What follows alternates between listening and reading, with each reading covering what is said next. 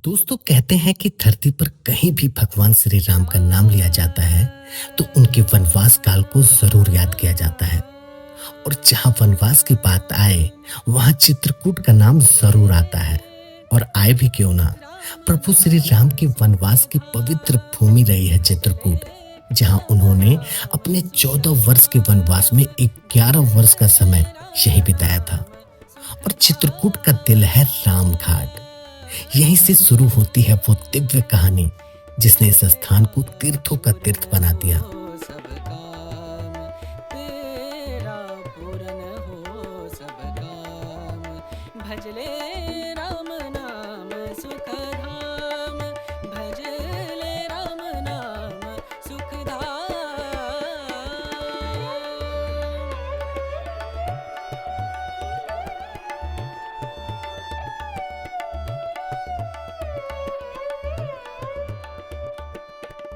वैसे तो चित्रकूट में प्रभु श्री राम से जुड़े कई पावन स्थल हैं, लेकिन इनमें से सबसे अद्भुत और रहस्यमय जगह है गुप्त गोदावरी की गुफाएं।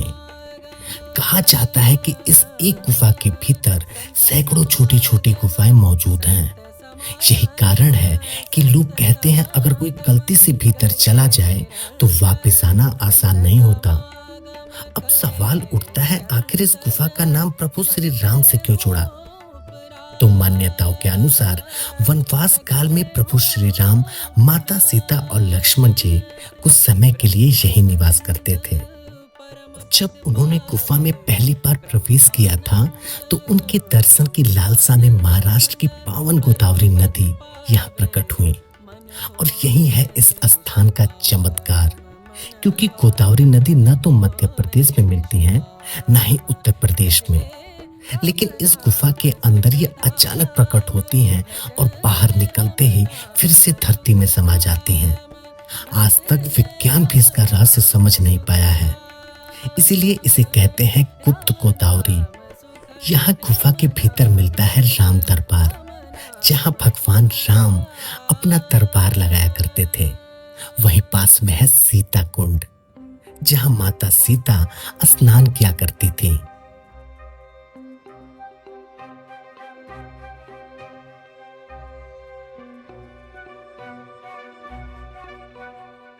गुफा में आपको मिलेगी खटखटा चोर की समाधि।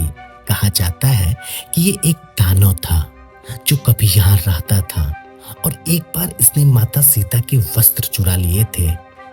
उसकी इस नीच हरकत से क्रोधित होकर लक्ष्मण जी ने उसका वध कर दिया था। तब से इस स्थान को खटखटा चोर के नाम से जाना जाता है।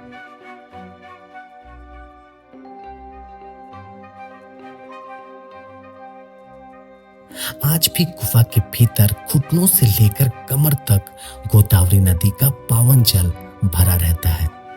यात्रा आसान नहीं है, केवल वही लोग भीतर जा पाते हैं जिनकी सेहत और साहस दोनों अच्छे हों। दोस्तों, गुप्त गोदावरी की ये रहस्यमय गुफाएं विश्व भर से लोगों को अपनी ओर खींचती हैं। अगर आप इसकी पूरी विस्तृत कहानी जानना चाहते हैं तो हमारे चैनल पर मौजूद इसकी वीडियो जरूर देखें, जिसका लिंक आपको डिस्क्रिप्शन में मिल जाएगा। और अब बात करते हैं रामघाट की। पुराणों के अनुसार जब भगवान राम, माता सीता और लक्ष्मण 14 वर्ष के वनवास पर निकले तो उन्होंने अपना अधिकतर समय यही चित्रकूट में बिताया। मंदाकिनी नदी के किनारे बसा यह रामघाट उनकी तपस्या और साधना का साक्षी है।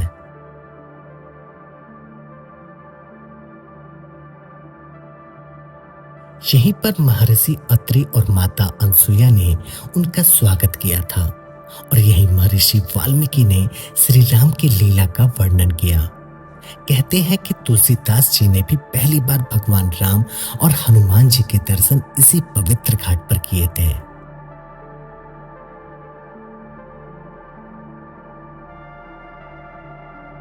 रामघाट केवल एक घाट नहीं बल्कि आस्था की धड़कन है। यहाँ भक्तजन मंदाकिनी नदी में स्नान करके राम नाम की धुन में खो जाते हैं। रात के के समय हजारों दीपों में सजा राम घाट मानो धरती पर उतर आया स्वर्ग प्रतीत होता है।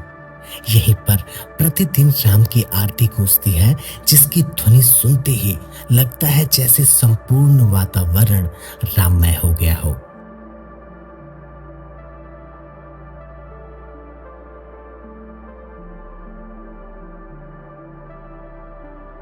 आज भी जब कोई श्रद्धालु राम घाट पहुंचता है तो उसके मन में एक अद्भुत शांति का अनुभव होता है। मंदाकिनी की बहती धारा, घाट की सीढ़ियों पर गूंजते भजन और शाम की आरती में लहराते दीपक, ये सब मिलकर उस समय की झलक दिखाते हैं जब स्वयं भगवान राम यहाँ विराजमान हुआ करते थे। तो दोस्तों, चित्रकूट का यह राम घाट केवल इतिहास नहीं बल्कि भगवान राम की प्रेम और भक्ति का जीवित प्रतीक है। अगर आप कभी चित्रकूट जाएं तो इस घाट की आरती का अनुभव अवश्य करें, क्योंकि यहाँ हर लहर, हर दीपक और हर स्वर में राम ही राम बसते हैं।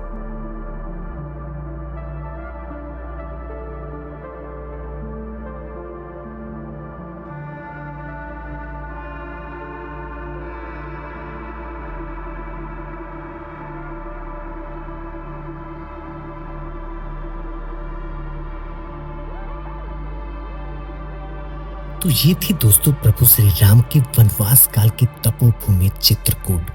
उम्मीद करते हैं आपको हमारे द्वारा दी गई जानकारी पसंद आई होगी।